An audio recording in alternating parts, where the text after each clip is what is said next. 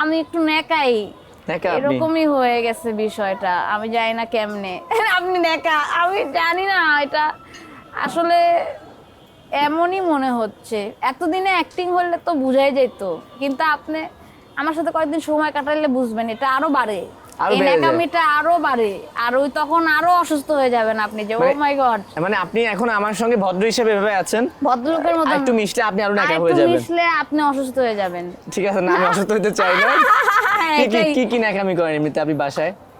আসলে বাসায় আমি আমার বন্ধুদের সাথে আমার অনেক ন্যাকামি করা হয়, টু বি অনেস্ট। বাসায় আমি আমার রুমে আমি অনেক একলা থাকি আসলে। আমি অনেক এক্সট্রোভার্টেড অ্যাকচুয়ালি। বাইরে ইভেন্টে বা একটা পাবলিক একটা সিচুয়েশনে আমি ওখানে 200টা মানুষের সাথে কথা বলতেছি একলাই, কিন্তু at the end of the day আমি আমার বাসায় যখন থাকি, আমি আমার রুমে আমার গিটার, আমার ল্যাপটপ, আমার মতন একটা সিচুয়েশন, মানে আমি জাস্ট আমার ওই বাবলটাতেই থাকতে পছন্দ করি, একলা আমার সাথে নিজের সাথে সময় কাটাইতে বেশি পছন্দ করি। আমার মনে হয় যে সব আর্টিস্টই আসলে একটু ভিতরে একটু দুঃখেই থাকে সারাক্ষণ, নাহলে গানটা আসলে আমি যখন খুশি ছিলাম আমার ভিতর থেকে কোনো গান বেরোয় নাই। আচ্ছা, আমি যখন খুশি ছিলাম আমি কিছুই লিখতে পারি নাই আসলে।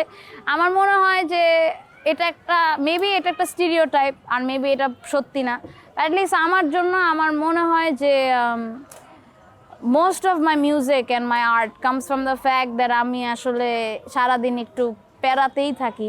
আমি শুনছিলাম আপনি নাকি প্রেমে ঠেকা খেয়েছেন একবার। অনেকবার, একবার না অনেকবার খেয়েছেন? আপনি ভুল শুনছেন, আমি প্রেমে ঠেকা দিছি। আচ্ছা, আমি খাই না।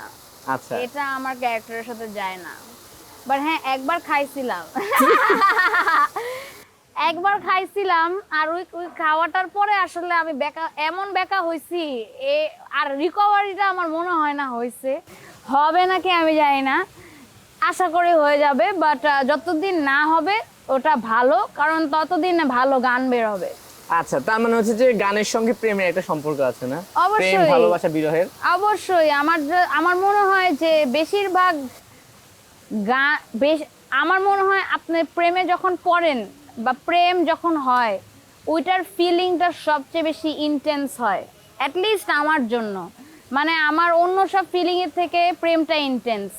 মানে আমার মনে হয় গ্রিফটা যে একজন চলে যাচ্ছে আপনার লাইফ থেকে, আমি যখন কাউকে পছন্দ করি তখন আমি পুরা মন দিয়ে, মানে আমি পুরা ওই মানুষের সাথে মিশে যাওয়ার মতন একটা অবস্থা হয়ে যায়।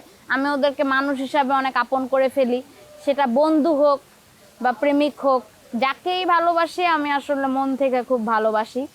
এখন ওই ভালোবাসাটা একটু পাগলামিও হয়, কারণ প্রেম মানে পাগলামি, পাগলামি মানে ভালোবাসা আমার মনে হয় আসলে।